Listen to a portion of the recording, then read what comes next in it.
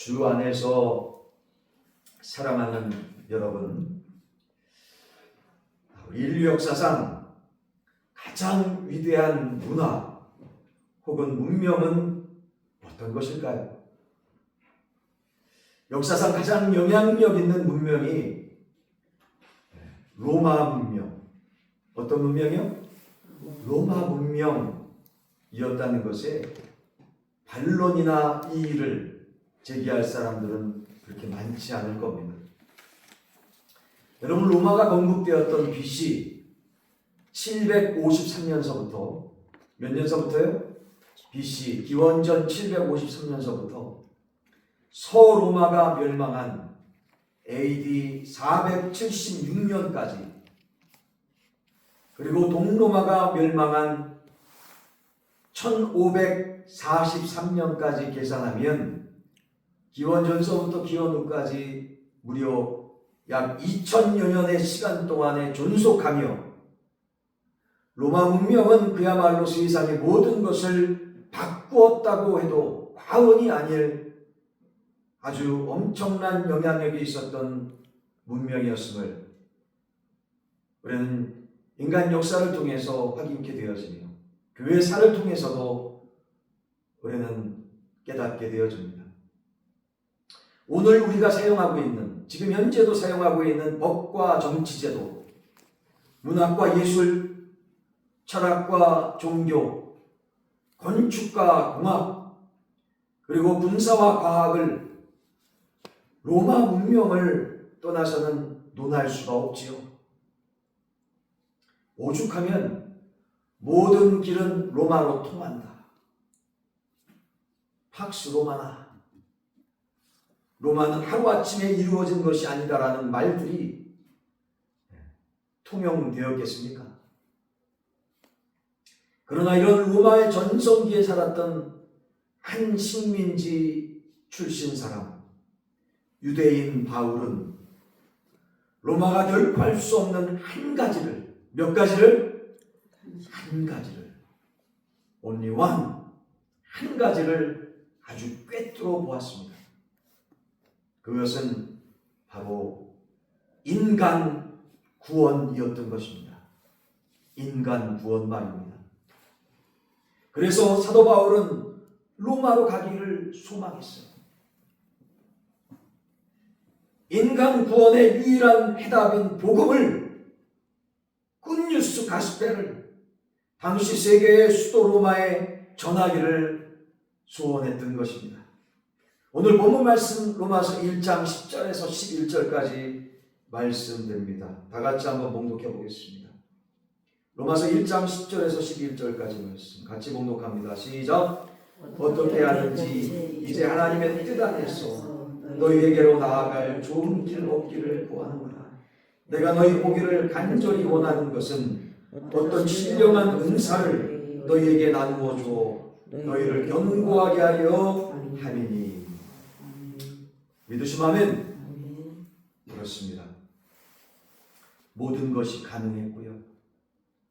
모든 것이 풍족했던 이 로마.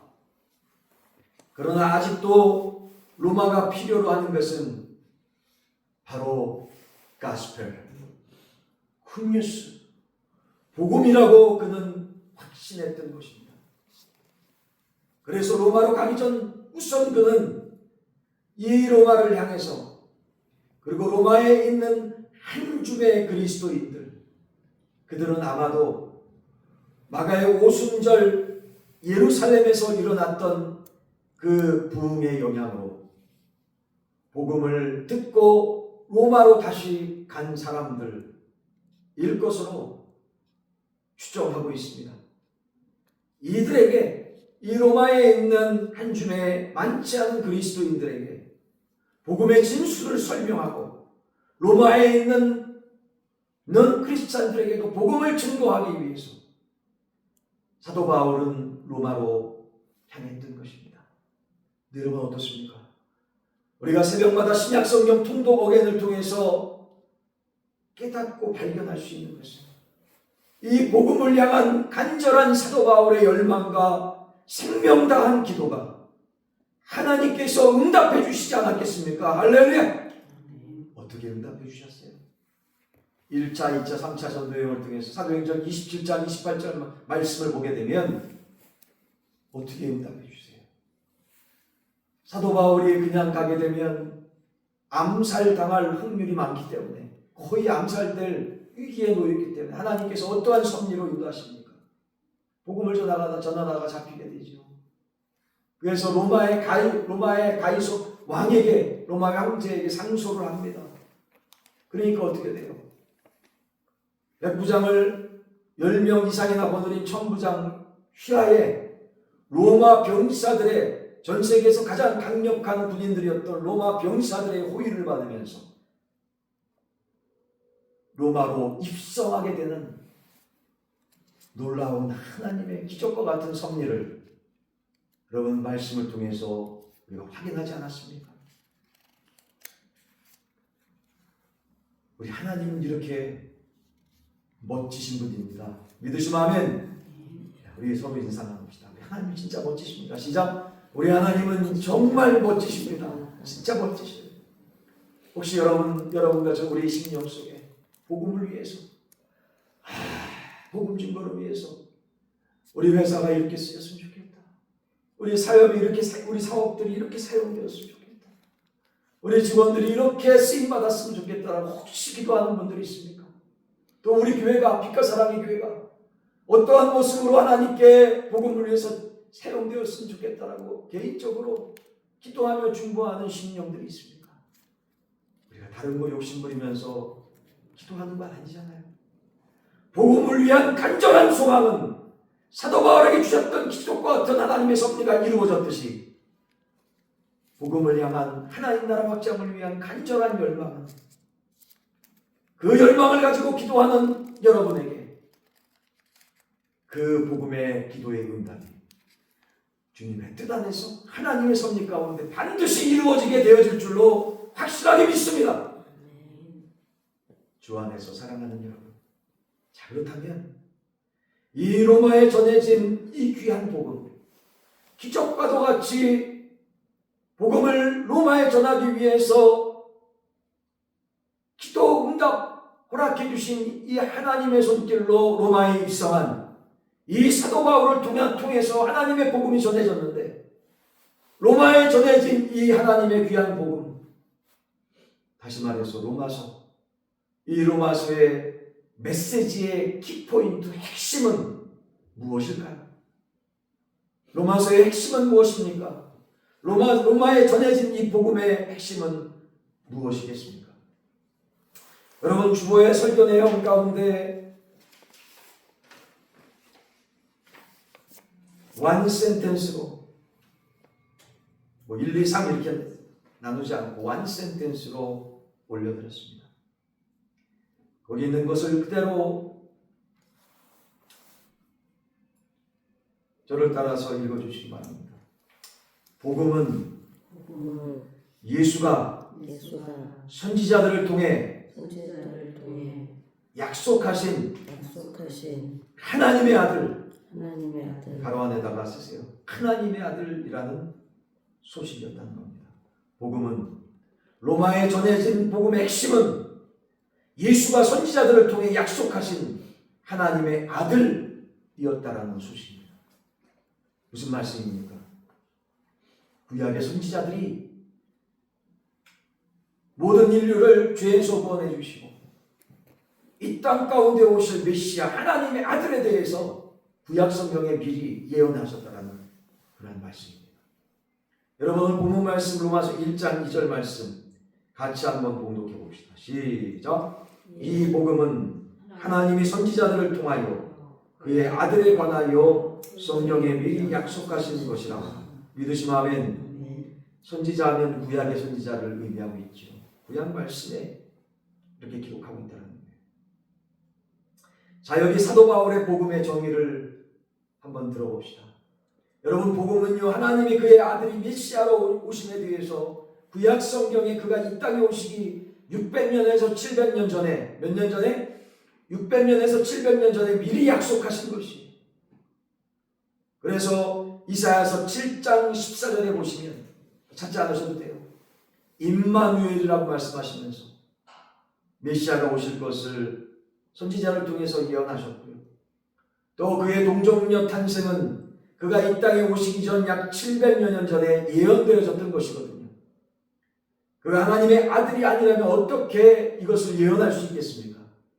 예언한 그대로 미가 선지자는 그의 출생지를 미가서 5장 2절, 거기 몇 장 몇 절에 다 나와 있죠?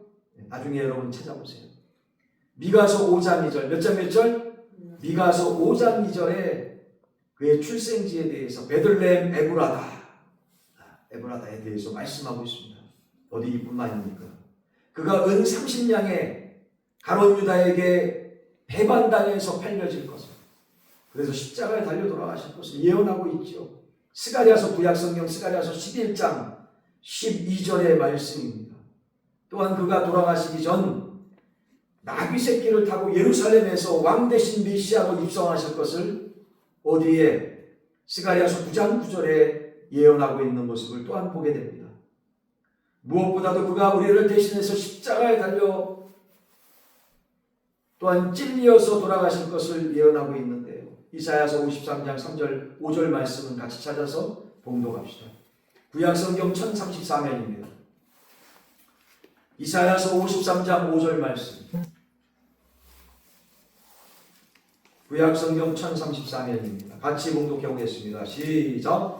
그가 찔림은 우리의 허물 때문이요 그가 상함은 우리의 죄악 때문이라. 그가 징계를 받음으로 우리는 평화를 누리고 그가 채찍에 맞음으로 우리는 나음을 받았다. 선지자가 예언한 그대로 우리 주님께서는 생명 다해 불과 피를 다 흘리시며 십자가에서 달려 돌아가셨고 우리를 위해서 그 가진 무덤 고통 다 당하시면서 우리의 죄를 짊어지시고 돌아가셨으며 이사야서 53장 5절은 말씀을 통해 예언하고 있는 것이죠. 또한 그가 악인들과 함께 처형되시고 그들을 위해 용서의 기도를 할 것도 선지자를 통해서 예언되었습니다. 어디에 예언되었습니까? 이사야서 53장 12절에 말씀하고 있어요. 어디 이뿐입니까? 이사야서 53장 9절에는 그가 죽으신 후에 부자의 무덤에 묻히실 것도 이렇게 구체적으로 예언이 되어 있어요. 뭐라고 말씀합니까? 그는 강포를 행하지 아니하였고 그의 입에 거짓이 없었으니 그의 무덤이 악인들과 함께 있었으며 그가 죽은 후에 부자와 함께 있었도다라고 말씀하고 있는 귀한 내용입니다. 여러분, 이 예언은 그가 부자 아리마대 요셉의 무덤에 묻히심으로 문자 그대로 실현되어진 귀한 내용임을 우리는 확인하지 않습니까? 그가 만일 구약 성경에서부터 예언된 메시아로서의 하나님의 아들이 아니었다면 이런 예언들의 성취가 가능한 일이었겠습니까? 예수는 그러므로 구약의 선지자들이 예언한 그대로의 하나님의 아들, 모든 인류의 구세주 메시아이신 것을 확인하고 깨닫고 믿습니다. 할렐루야! 그러므로 이것이 바로 사도 바울이 로마에 전한 복음의 소식이었던 것입니다. 또한 여러분, 복음은 따라봅니다. 복음은 예수가 가라앉아 쓰세요. 따라하면서 했습니다. 참 사랑과 참신으로 오신 소식. 뭐라고요? 복음은 예수가 참 사랑과 참신으로 오신 소식이라는 거예요. 여러분, 오늘 본문 말씀 로마서 1장 3절에서 4절까지 말씀입니다. 찾아서 같이 봉독합니다. 로마서 1장 3절에서 4절까지 시작. 그의 아들에 관하여 말하면 육신으로는 다윗의 혈통에서 나셨고 성결의 영으로는 죽은 자들 가운데에서 부활하사 능력으로 하나님의 아들로 선포되셨으니 곧 우리 주 예수 그리스도시니라. 믿으시면 아멘. 육신으로는 다윗의 혈통에서 나셨어요. 말씀처럼 그래서 사람이셨어요. 그러나 사람을 넘어선 참신 참 하나님이셨음을 뭘 통해서 우리는 증명했다라고 고백하지 않을 수 없죠. 뭘 통해서입니까? 만약에 사망 권세를 이기시지 못했다면, 그냥 사망하고 끝나버리셨다면, 그냥 성인의 한 사람으로, 사람 중에 한 사람, 정말 훌륭한 성스러운 사람 중에 한 사람으로 그냥 기억됐을 겁니다. 그러나 우리 주 예수 그리스도께서 메시아고 바로 하나님의 아들이시다, 메시아다, 우리를 죄에서 구원해 주실 참된 신이다, 하나님이다라고 분명하게 믿음으로 선포할 수 있는 것은 사망 권세 이기시고 부활하신 부활의 주님이시기 때문인 줄로 확실하게 믿습니다. 아멘. 마지막 한 가지 더 따라하시기 바랍니다. 복음은 예수 믿는 자들을 구원하시는 하나님의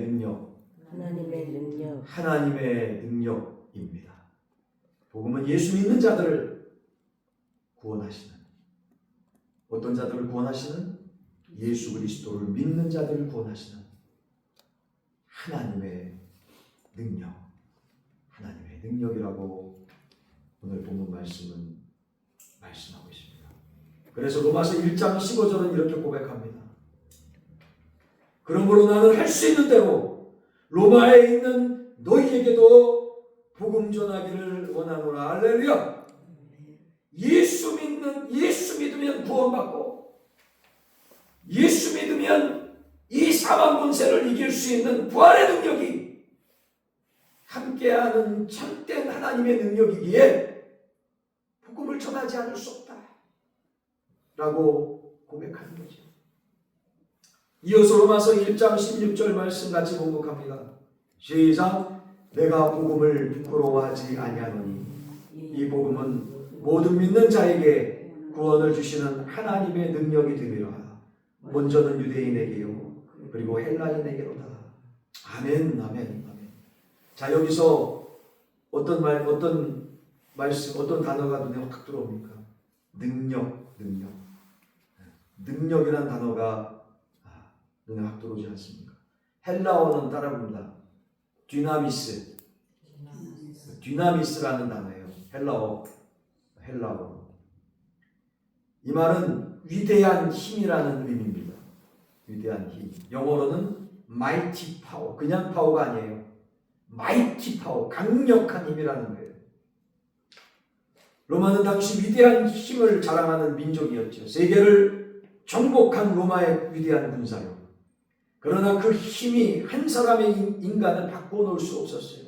구원할 수도 없었어요. 전 세계에 길을 놓았던 그 과학의 힘, 로마의 힘도 한 인간을 새로운 모습으로 바꿀 수가 없었어요. 그 로마의 위대했던 철학과 문명도 사망 앞에서는 꼼짝 못했어요. 세계를 휘령했던 그 시저들도, 로마의 왕들도 한 사람도 빼놓지 않고 죽을 수밖에 없었던 것입니다. 로마의 그 어떤 휘황찬란했던 문명과 문화도 한 명도 제대로 근본적으로 바꿀 수가 없었어요. 그러나 우리 주 예수 그리스도의 복음을 받아들인 사람마다 변화되고 또한 새로워졌습니다. 할렐루야. 그래서 고린도후서 5장 17절은 이렇게 고백합니다. 그런즉 그리스도 예수 안에 있습니다. 새로운 피조물이라. 이전 것은 지나갔으니 보라 새 것이 되었도다. 믿으시면 아멘. 그래서 바울은 말합니다. 나는 이 복음의 빚진 자라고. 나는 이 복음을 부끄러워하지 아니한다고 그렇게 고백합니다. 그런데 이 복음이 가진 능력은 어디에서 나오는 것일까요? 로마서 1장 17절은 이렇게 마음 중심으로 한 마음 한 뜻으로 고백합니다. 너무나 소중한 로마서 1장 17절의 말씀 함께 믿음으로 고백해 봅시다. 시작. 복음에는 하나님의 의가 나타나서 믿음으로 믿음에 이르게 하나니 기록된 바 오직 의는 믿음으로 말미암아 살리라 함과 같으니라. 믿으시면 누가 죄인을 변화시킬 수가 있을까요? 예레미야 선지자는 그것이 가능하다면 표범의 반전도 변화시킬 수 있고 구수인의 피부도 변화시킬 수 있다라고 고백합니다. 그런데 우리가 예수를 구주와 주님으로 믿는 순간 하나님은 우리 죄를 용서하실 뿐만 아니라 거기서 끝나는 게 아니라 죄 용서함을 받고 예수 그리스도를 믿어 구원받은 하나님의 자녀들은 이제 의롭게 되어져서 하나님과의 관계가 회복되어진다라고, 그래서 하나님을 예수 그리스도를 나의 주인으로 고백하며 믿으시면 하나님을 왕으로 여기며 천국에서의 평강과 기쁨과 은혜와 감사함이, 찬양이 이 땅을 마감하면서 우리가 천국에 가서만 누리는 것이 아니라 이 땅을 살아가는 예수 그리스도를 주인으로 왕으로 모신 자들마다 그 놀라운 의의 평강, 그래서 하나님과의 관계가 회복되어지며 주시는 천국에서의 평강과 은혜가 이 땅에 살아가면서도 누려질 수 있다. 할렐루야! 라고 주님께서 말씀해 주고 계신 겁니다. 주 안에서 사랑하는 여러분, 이 귀한 복음을 우리에게 주신 하나님께 감사하는 주일 되기를, 정말 복된 주일 되기를, 복음이 누려지는 주일 되기를 마음 다해 간절히 소원합니다. 또한 이 생명의 복음을 증거하는 우리 빛과 사랑의 교회 또한 모든 성도들 되어지기를 주의 이름으로 간절히 축원합니다. 이 복음을 위해 아름답게 쓰임받는 사도 바울처럼 우리의 인생도 하나님 기뻐하시는, 하나님 자랑하는, 하나님께 영광 돌리는 그 놀라운 복음의 은혜와 평강이 한 주 내내 매일매일 순간순간마다 무시로 누려지기를 주의 이름으로 간절히 다시 한번 축원합니다. 오늘 주시는 귀한 말씀 마음에 새깁니다. 주님